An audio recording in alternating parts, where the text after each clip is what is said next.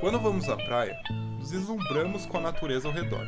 Um dos elementos que compõem tal cenário é o mar e suas ondas.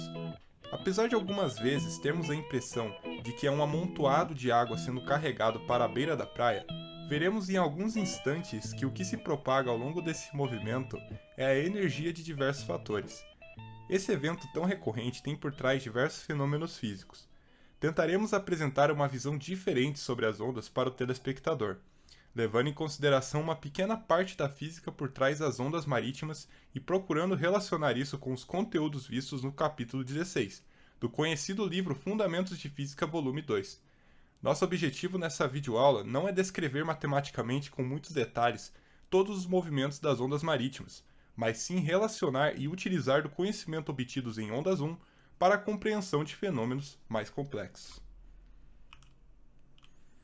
Para iniciarmos nosso estudo sobre ondas marítimas, devemos compreender que tais ondas possuem muitos parâmetros idênticos àqueles já vistos em ondas convencionais e unidimensionais.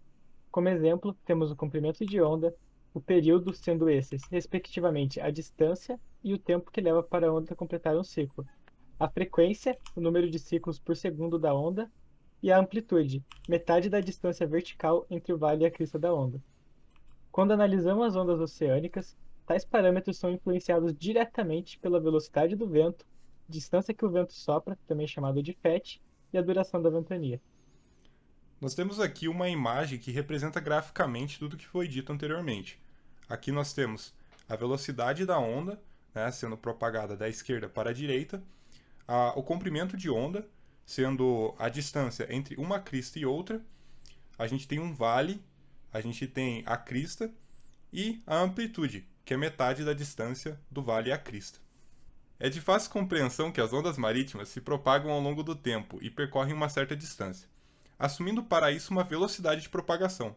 Apesar de tais parâmetros, diferentemente de uma corda que se propaga em apenas uma direção, as ondas oceânicas não são facilmente descritas por modelos matemáticos convencionais. Seu comportamento vai muito além disso. As ondas marítimas podem ser classificadas em três estágios, sendo eles as ondas marítimas comuns, que são geralmente encontradas em áreas afetadas pelo ar, tendem a ser irregulares e são compostas de diversas superposições, ou seja, interferências, onde se aplica princípios semelhantes àqueles já conhecidos de interferências construtivas e destrutivas. De forma básica, se uma onda possui a mesma fase, ou seja, caminha junto com aquela outra onda, ela se superpõe duplicando sua amplitude. Isso é chamado de interferência construtiva, como visto no primeiro elemento da imagem. Se elas são opostas, ocorre uma interferência destrutiva, anulando assim a oscilação, como visto no segundo elemento da imagem. E no terceiro nós temos situações intermediárias, onde a fase ela não anula, mas nem duplica a amplitude. Indo um pouco mais além, no caso de ondas que se opõem em sua direção de propagação, essas formam ondas estacionárias, que permanecem sem se mover para a direita ou esquerda. Variam sua amplitude entre nós, pontos que permanecem estáticos. As chamadas ondas inchadas, swell waves, são normalmente formadas por tempestades e se encontram longe de seus locais de origem. Possuem longos comprimentos de onda e período, resultando consequentemente em uma maior velocidade e energia cinética. Essas viajam mais longe que pequenas ondas, aproximadamente 1.000 km, e são ondas de águas profundas. As ondas de surf são ondas costeiras, onde sua profundidade é dada pela metade do comprimento de onda e apresenta uma quebra. Quebras de onda acontecem quando a angulação de sua crista é menor que 120 graus. A tensão superficial não consegue conter a água, ocorrendo dessa forma o fenômeno chamado de quebra. As ondas não carregam em si a água que faz seu formato. As moléculas de água em uma onda marítima orbitam de acordo com o movimento oscilatório. Essa órbita pode ser representada por um movimento circular, porém, quando analisamos em menores profundidades, percebemos que seu movimento se assemelha ao de um elipsoide. Falando em profundidade, esse é um dos aspectos que modificam o comportamento de alguns parâmetros. Ondas que se formam em águas profundas têm a profundidade da água igual ou maior que a metade de seu comprimento de onda. Ondas que se formam em águas transicionais são definidas dessa forma quando a profundidade da água está entre metade e 1/20 do valor de seu comprimento de onda. E por fim, Ondas formadas em águas rasas assim se classificam quando a profundidade da água é menor que 1/20 do tamanho de seu comprimento de onda. A gente consegue perceber tudo o que foi descrito anteriormente nessas três imagens. Nós temos águas rasas na primeira imagem, águas intermediárias e águas profundas na segunda. As ondas elas se formam de forma diferente, pois aquelas que estão em águas rasas, a movimentação das moléculas de água, a orbitação delas, se semelha muito a uma elipsoide, quando nas águas profundas se assemelha a um círculo. E conforme a profundidade, a turbulência é muito menor. Então, o movimento circular diminui seu raio. Em ondas marítimas, seu comprimento de onda está totalmente relacionado com sua velocidade. De fato, isso também ocorre para ondas unidimensionais, uma vez que a velocidade de propagação se dá por meio de uma multiplicação direta do comprimento de onda e a frequência. Para averiguarmos esse fato, podemos realizar uma análise gráfica. Fica claro que quanto maior o comprimento de onda, maior a velocidade e, consequentemente, a energia cinética que a onda propaga. O seguinte gráfico possui o comportamento de uma função raiz, onde uma das incógnitas está dentro de um radical. Nesse gráfico fica evidente que conforme o comprimento de onda aumenta, a velocidade aumenta também.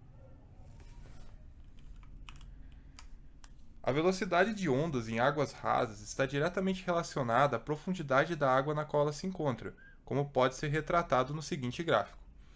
Nós vemos que, para uma profundidade de 2 metros, a velocidade ela cresce conforme o comprimento de onda, mas ela se limita a 4,4 metros por segundo. E isso vai aumentando, né? No caso, ela não se limita no caso da profundidade ser infinita. Da Nessa teoria. videoaula, nós apresentamos vários conceitos que talvez sejam novos.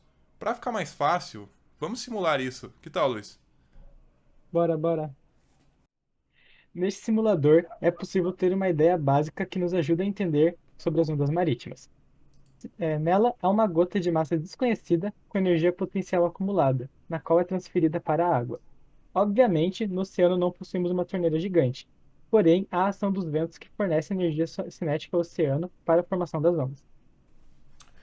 Neste simulador, bem mais complexo do que o anterior, nós podemos ver de uma forma melhor o comportamento das ondas sobre o efeito do vento.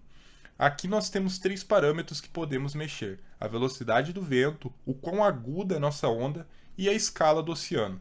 Para uma melhor visualização, eu vou aproximar o oceano.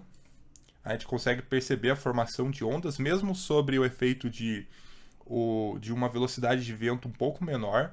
Aumentando o quão aguda é a onda, nós conseguimos ter uma melhor visualização.